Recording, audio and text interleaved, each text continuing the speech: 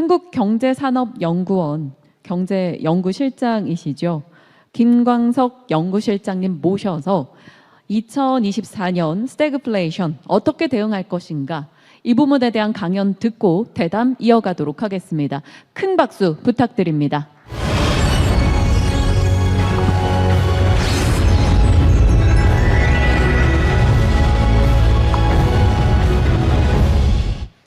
네, 안녕하세요. 김광석입니다. 반갑습니다. 10년 후 미래를 좀 예측해보고, 그리고 우리는 어떻게 대응을 해야 될까라는 관점에서 먼저 당장 앞에 놓여져 있는 2024년 경제도 그려보는 시간을 가지면 어떨까 생각해서 강의를 시작하고요. 제 강의가 끝나고 나면 앞서 발제해 주셨던 두 분의 연사님들과 대담을 통해서 이어가도록 하겠습니다. 미리 공지해 드린다면 대담을 본격적으로 시작하기 전에 플로우로부터 여러분들의 질문이 있으시다면 한두 분 질문을 먼저 청해 듣고 질문에 대해서 답변을 드리고 대담을 이어갈 수 있도록 해보겠습니다.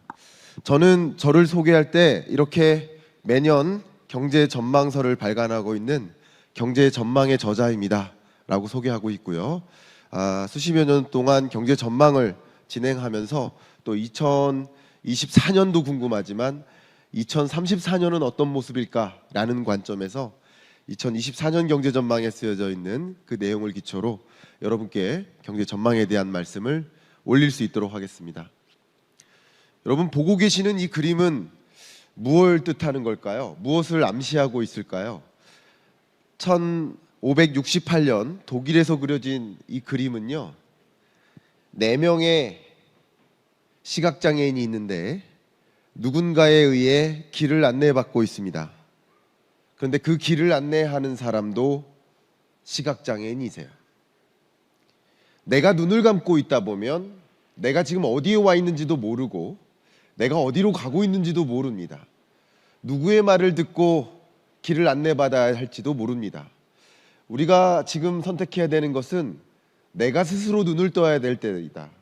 결국 앞으로 어떤 경제 여건에 놓이게 될 것인지를 고민해보고 그 안에서 기술적인, 정책적인, 경영 전략적인 대응 전략을 모색해야 되는 시점이다 라는 것을 강조해보고 싶습니다.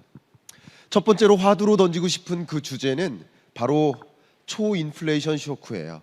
우리가 경험하고 있는 이 물가는 가끔 1년에 한두 번씩 경험하는 그런 고물가가 아니라 인생을 통틀어서 한번 경험할 수 있을까 말까 하는 수준의 그 엄청난 고물가입니다. 이른바 초인플레이션이에요.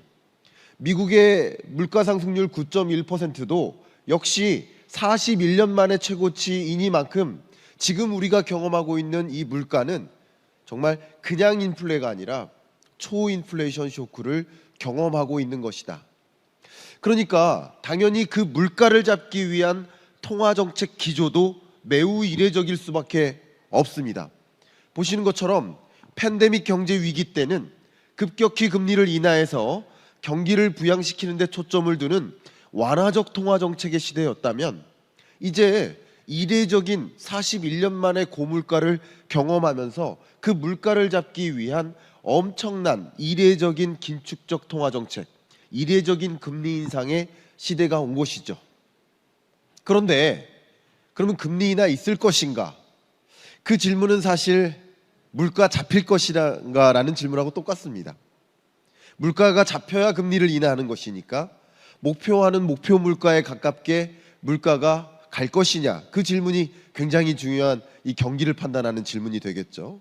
그런데 안타깝게도 보시는 것처럼 우리가 2024년에 마주할 이 물가는 스티키, 끈적끈적하게 물가가 잘 안 잡히는 고물가 기조가 상당 기간 오래 지속되는 그런 기조라고 생각하시면 좋겠습니다. 더군다나 중동 전쟁이 있고요, 러우 전쟁도 끝나지 않았고요, 이런 전쟁들이 어떻게 또 확산되고 이란의 참전으로 이어지고 할지 모르는 상황인 거예요.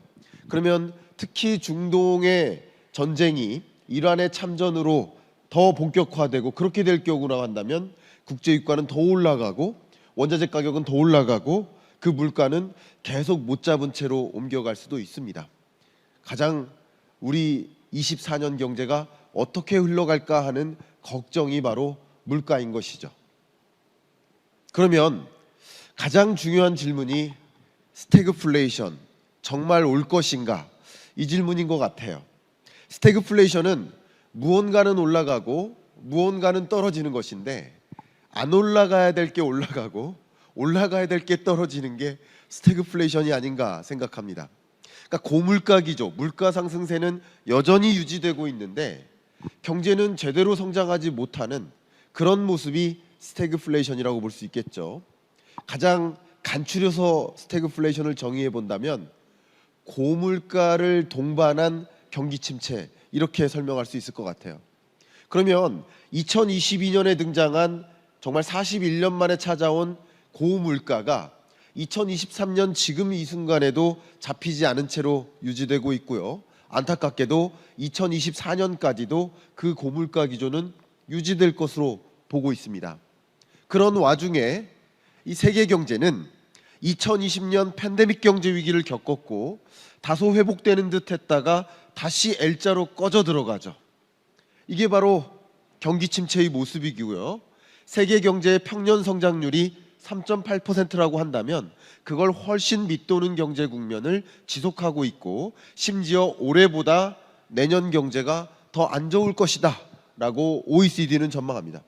OECD뿐만 아니라 IMF도 월드뱅크도 BIS도 그 밖에 글로벌 주요 투자은행들도 똑같이 올해 성장률보다 내년 세계 경제 성장률이 더 안 좋을 것이다 라고 전망합니다. 말 그대로 경기 침체 국면이죠. 리세션입니다.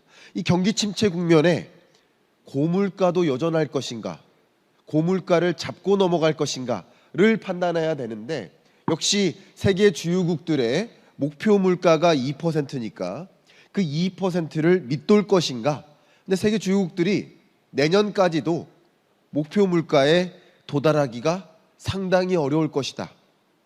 그러니까 결과적으로 2023년 연내에 반드시 풀어야 할 그 숙제를 채 해결하지 못하고 2024년으로 건너가는 모습이고 결국 고물가를 동반한 경기 침체가 진행되는 모습, 그게 2024년의 경제라고 볼 수 있겠습니다. 한국 경제는 어떨까요? 한국 경제도 마찬가지입니다. 사실은 한국 경제는 이미 2023년이 스태그플레이션에 부합한다라고 볼 수 있겠습니다.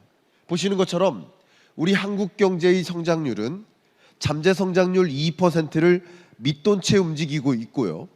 물가 상승률도 2%라는 목표 물가를 상회한 채 움직이고 있습니다. 이미 23년부터 우리 한국 경제는 스태그플레이션에 진입했다라고 판단하고 있고요. 24년에도 스태그플레이션이라는 늪에서 빠져나오기 힘든 국면이다라고 분석됩니다. 이 와중에 우리나라가 그토록 경제적으로 의존하고 있는, 그토록 수출에 있어서 대외 거래에 있어서 의존하고 있는 중국 경제마저 꼬꾸라지고 있는 모습이죠. 이 그림을 보시면 어떤 생각이 혹시 떠오르십니까? 네, 이 그림은 중국의 청년들이 하나의 취업을 위해서 정말 수많은 사람들이 줄을 서서 기다리는 모습이에요. 중국 경제를 여실히 보여주는 그 잣대가 바로 청년 실업률 아닌가 생각이 됩니다. 중국의 청년 실업률이 2023년 상반기에 20%를 초과하면서 중국 역사상 최고점을 기록합니다. 그리고 그 다음 달에는 그 역사상 최고점을 갱신합니다. 그리고 그 다음 달에는 아예 발표를 하지 않습니다. 8월 15일부터죠. 그리고 지금까지도 발표하지 않을 만큼 중국의 청년 실업 문제는 심각한 상황이라고 볼 수 있겠습니다. IMF도 중국 경제를 진단하기를 올해 5.0% 성장하지만 내년은 4.2%로 다시 한번 레벨 다운 될 것이다. 중국 경제 성장률이 아직도 4%대면 괜찮은 거 아니냐 이런 말씀을 하시는데 사실 경제는 스냅샷으로 보는 게 아니라 패스, 경로로 봐야 된다라고 생각합니다. 무슨 말이냐? 기존에는 6, 기존에는 5, 그리고는 5, 그리고는 4로 뚝뚝 성장률이 떨어지는 그런 국면이 위험한 것이죠. 예를 들면 앞으로 5% 정도 성장할 거야 라고 기대하고 공장도 증설하고 사람도 많이 뽑았는데 그만큼 성장세가 유지가 안 되면 공장 멈춰 세우고 뽑았던 직원들 퇴직시키고 이런 것들이 어려운 거거든요. 결국 그 높은 성장률이 유지되지 않는 것이 문제인 것이지 4% 성장하는 것이 괜찮다 괜찮지 않다를 논하는 것은 상대적으로 다른 이슈다. 저는 이렇게 생각합니다. 그러니까 한국 경제가 1.4% 성장하는데 중국 경제는 5% 성장하는 거 아니냐라는 질문은 스냅샷으로 경제를 비교하는 것이고 추세적으로 봤을 때 중국 경제가 이렇게 지속적으로 레벨 다운 돼서 향후에는 3%대를 향해 간다라는 것은 우리 한국 경제로 하여금 중국의 20% 이상의 수출을 의존하고 있는 이 수출 구조에 있어서 한국 경제도 같이 꼬꾸라질 위협에 놓여 있다라고 판단할 필요가 있지 않을까 생각을 합니다. 다만 거시경제적인 관점에서 국제 정세적인 관점에서 기회는 있습니다. 바로 알타시아의 부상이죠. 알타시아는 얼터너티브 에이시아, 중국을 대체할 아시아 신흥국의 부상입니다. 중국은 이제 제조기지로서 적절한 역할을 수행할 수 없다라고 판단하는 수많은 기업들이 중국을 떠나서 다른 나라로 생산기지를 옮기고 있죠. 이른바 차이나 엑소더스 현상이 일어나고 있습니다. 글로벌 많은 기업들이 이미부터 중국을 떠나서 다른 나라의 생산기지를 옮기고 있고 공급망 구조를 바꾸고 있는 모습이 역력히 나타나고 있습니다. 이런 과정에서 실제 빨간색 먼저 보세요. 중국의 경제 성장률은 장기적으로 3%를 향해 레벨 다운 될 것으로 IMF는 전망하지만 인도, 인도네시아, 베트남, 캄보디아 등지의 다른 알타시아 신흥국들은 고성장세를 유지하는 모습이다. 그러면 우리나라의 수출 전략이라든가 공급망 관리 전략이라든가 우리나라의 궁극적인 예를 들면 우리 2차 전지 중요하고 전기차도 중요한데 그럼 2차 전지에 들어가는 리튬이나 그 밖에 여러 핵심 광물은 어디서 구할 겁니까? 그동안에 중국에서 의존을 했었는데요. 역시 공급망 자체도 이런 국제 정세의 흐름의 변화에 맞게 발빠르게 대응해야 되는 순간이 아닌가라는 판단을 해볼 수 있을 것 같습니다. 실제 내년 경제만을 보더라도 참 인상적인데요. 월드뱅크도 중국의 경제 성장률이 올해 5%대, 내년 4%대로 떨어질 것이다라고 전망을 했는데 중국을 제외한 아시아 태평양 권역은 올해보다 내년이 성장률이 올라갈 것이다. 그리고 Emerging Market and Developing Economies (EMD) 신흥개도국들의 경우에도 중국을 제외한 신흥개도국들의 성장률은 올해보다 내년이 올라갈 것이다 라고 전망하는 것만큼 중국이 세계의 공장으로서 역할을 하다가 그 지위를 잃어가는 과정에서 반대급부로 오히려 반대 이익을 편익을 보는 나라들도 있음을 우리는 들여다볼 시점이 아닌가 생각합니다. 이제 남은 한 5분 동안에는 산업적인 관점에서 두 가지만 그 패러다임 변화를 강조해 드리고 싶습니다. 보시면요. 세계 최대 전기차의 종류를 다양한 전기차의 종류를 확보하고 있는 나라 어디입니까? 보시는 것처럼 중국이에요. 이미 중국에 운용되고 있는 전기차의 모델이 300개가 넘습니다. 노르웨이에 판매되고 있는 신차 판매는 전체 신차 판매액에서 전기차가 판매되고 있는 비중은 93%에 이릅니다. 근데 이것은 2021년 기준이고요.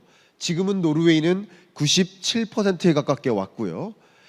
중국의 자동차 모델, 전기차 모델도 이미 400개에 가깝게까지 올라갔습니다. 그리고 이 흐름을 보신다면 이게 2021년 초록색이고요. 2016년 5년 전과 비교를 해보면 하늘색 보세요. 중국이 62가지 전기차의 모델에서 300가지로 늘어났고, 노르웨이도 전체 신차 판매량 중에 전기차가 차지하는 비중이 25% 수준이었는데 5년 동안 93%가 됩니다. 지금은 97%가 됩니다. 이렇게 전기차의 비중이 급속도로 늘어나고 있죠. 우리나라 전체 수출 규모에서 전기차는 몇 퍼센트 차지할까를 가지고 계산을 해봤는데요. 보시는 것처럼 올해는 우리나라의 전체 자동차 판매액 중에서 전기차가 차지하는 비중이 23.8%까지 올라오고요. 불과 약 5년 전과 비교하면 정말 기하급수적으로 전체 자동차 판매액 수출액 중에서 전기차가 차지하는 비중이 급격히 상승하고 있고, 내년까지도 30%를 향해 상승할 것으로 추계하고 전망을 해봤습니다. 바로 산업의 패러다임의 변화인 거죠. 근데 여기서 우리나라의 전략적 그리고 정책적인 대응 전략을 한 가지 문제 제기를 해보고 싶어요.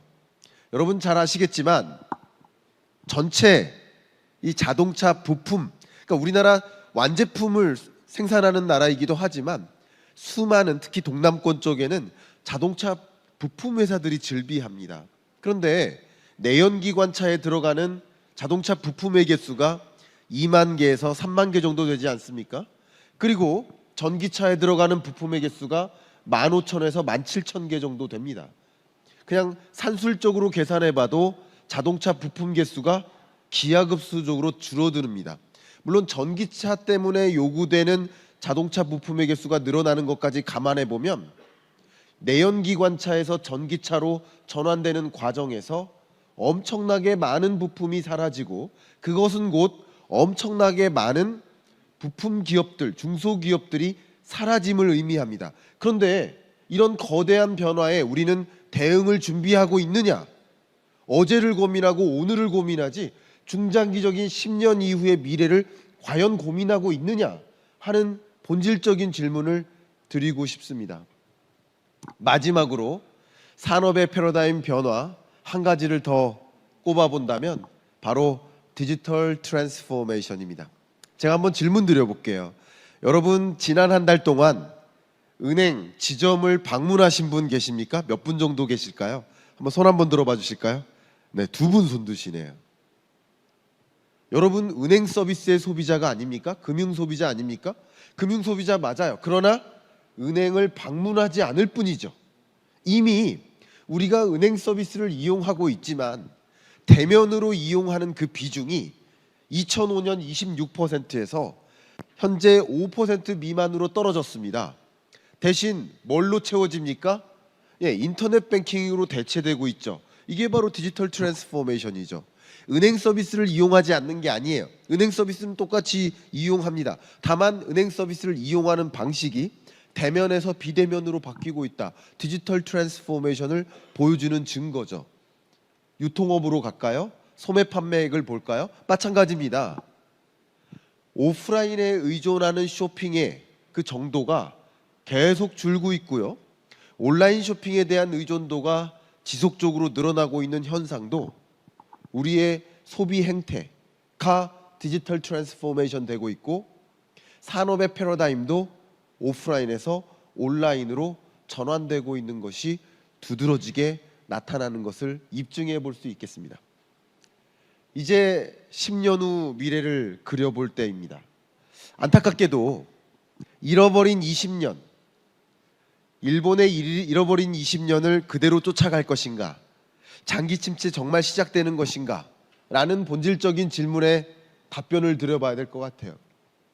근데 제가 지금 논의해드렸던 실질 성장률이 떨어지는 것보다 더 중요한 것은 잠재 성장률이 떨어질까 이겁니다.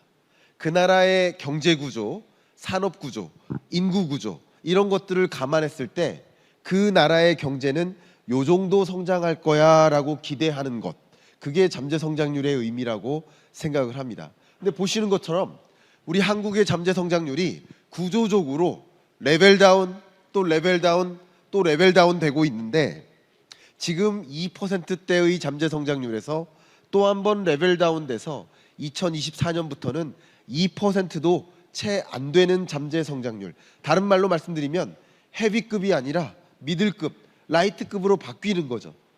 체질 자체가 바뀌는 거죠. 체격 자체가 쪼그라드는 겁니다. 결국 우리가 고민해야 될 것은 체격 자체를 끌어올리는 거죠. 내년 얼마나 더 잘 살아볼까, 내후년 얼마나 더 잘 살아볼까를 고민하는 게 아니라 우리나라의 체급 자체를 어떻게 끌어올려 볼까라는 것을 고민해야 되는 시점이고, 잠시 후에 있을 대담을 통해서 어떻게 하면 잠재 성장률 자체를 끌어올려 볼까라는 것을 고민해야 되는 시점이 아닌가 생각이 되는데요.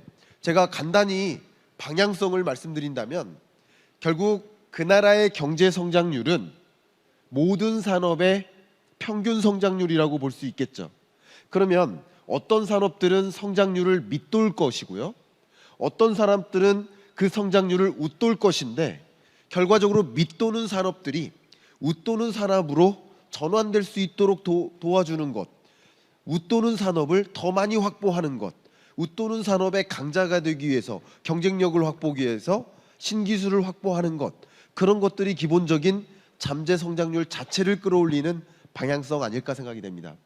잠재 성장률이 이렇게 꾸준히 둔화되고 있는 배경에는 바로 인구 구조 변화, 인구가 감소하는 추세, 그 와중에 고령자는 전체 인구에서 많은 비중을 차지하니 한 명의 생산 연령 인구가 부양해야 될 고령자의 수가 점점 많아지고 있다. 쉽게 말하면 불과 몇 년 전에는 4명의 생산 연령 인구가 한 명의 노인을 부양해야 되는 그런 구조였다면, 이제 앞으로는 2명이 한 명의 노인을, 그리고 한 명이 한 명의 노인을 부양해야 되는 그런 경제 구조로 가고 있다라고 보신다면, 이 잠재 성장률의 둔화 문제, 인구 구조 변화에 따른 어쩌면 정해져 있는 미래, 거스를 수 없는 변화에 해당된다고도 할 수 있지 않을까. 그런 관점에서 지금 이 경제는 절체절명의 순간이고, 또 그런 관점에서 그 대응 전략을 적극적으로 모색해보는 시간이 필요하지 않을까 생각합니다.